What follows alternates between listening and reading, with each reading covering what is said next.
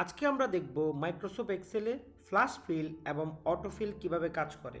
So flash ফিলটা যদি আমরা প্রথমে দেখি তাহলে ফ্ল্যাশ ফিলে যে কোনো ডেটা যখন আমরা একটা স্পেসিফিক ফরম্যাটে আমরা প্রথমত 2টা বা 3টে স্যাম্পল টাইপ করব, এরপর যেমন আমরা ফ্ল্যাশ ফিলে দেব তখন প্রথম 2টা বা 3টে স্যাম্পলকে ফলো করে পরবর্তীটি অটোমেটিক্যালি ফিল আপ হয়ে যাবে।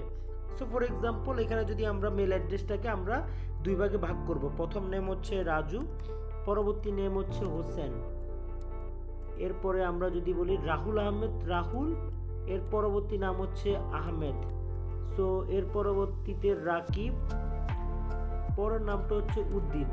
সো আমরা যদি এভাবে প্রত্যেকটা ধরে ধরে টাইপ করি তাহলে দেখাচ্ছে এরকম 100 ইমেল অ্যাড্রেস বা 1000 ইমেল অ্যাড্রেস যখন আমরা লং ডাটাবেস নিয়ে কাজ করব দেখাচ্ছে আমাদের দিনকে দিন চলে যাচ্ছে কিন্তু আমরা শেষ করতে পারতেছি না। সো এই সকল ক্ষেত্রে ফ্ল্যাশ ফিলটা আমাদের কাজে লাগে। সো এখানে আমরা এখন প্রথম 3টে আমরা টাইপ করে দেখিয়ে দিচ্ছি, এরপর আমরা এখন কন্ট্রোল ই চাপবো, সাথে সাথে হয়ে গেল বুম। সো একইভাবে যদি আমরা পাশের কলামে গিয়ে কন্ট্রোল ই চাপি তাহলে ফ্ল্যাশ ফিলের ফিচারের মাধ্যমে বাকি সবগুলো ডেটাবেস অটোমেটিক্যালি ফিল হয়ে গেল। একইভাবে আমরা যদি এই ঘরটা তো একইভাবে আমরা একই কাজ করি যে রাজু, এরপর হচ্ছে 18, এরপর রাহুল, এরপর হচ্ছে 10, এরপর রাকিব 48। সো আমরা এই তিনটাকে যদি বেস ডাটাবেস হিসেবে এরপরে কন্ট্রোল ইতে আমরা ক্লিক করি তাহলে ফ্ল্যাশ ফিল অটোমেটিক্যালি হয়ে গেল। এর পাশের কলামে গিয়েও কন্ট্রোল ইতে প্রেস করলাম তাহলে আমাদের ফ্ল্যাশ ফিলটা অটোমেটিক্যালি হয়ে গেল, যেটা আমি এখানে শর্টকাটটা দেখিয়েছি। সো এখন আমরা দেখব অটোফিলটা কিভাবে কাজ করে। অটোফিলে যাওয়ার আগে ফ্ল্যাশ ফিলটা যদি আমরা আবার একইভাবে যদি আমরা এখানে কন্ট্রোল ই না চেপে যদি আমরা ম্যানুয়ালি করতে যাই তাহলে আমরা খুঁজে পাবো ডেটাতে গিয়ে এখানে হচ্ছে টেক্সট টু কলামের পাশে ফ্ল্যাশ ফিল, এখানে ক্লিক করলে হয়ে যাবে। সো কন্ট্রোল ই হচ্ছে শর্টকাট, আর আমরা যদি ম্যানুয়ালি যেতে চাই তাহলে ডাটাতে গিয়ে আমরা টেক্সট টু কলামের পাশে ফ্ল্যাশ ফিল ফিচারটা পাবো। সো এখন আমরা অটোফিলে যাব। অটোফিলে আমরা দেখব যে কথার কথা আমরা হচ্ছে যে কোনো একটা ডাটাবেস বা যে কোনো একটা রেঞ্জ আমরা অটোমেটিক্যালি কীভাবে ফিল করব সেটা আমরা দেখব।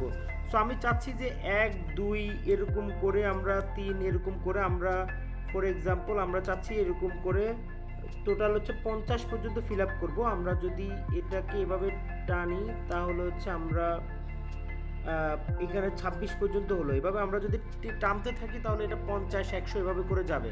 সো আমরা যদি এই জিনিসটা এভাবে না করে আমরা যদি অটোমেটেড সিস্টেমে করতে যাই তাহলে আমরা প্রথম একের এখানে প্রেস করব, কন্ট্রোল একের এখানে আমরা কার্সরটা রেখে যে স্পেসিফিক সেল থেকে আমরা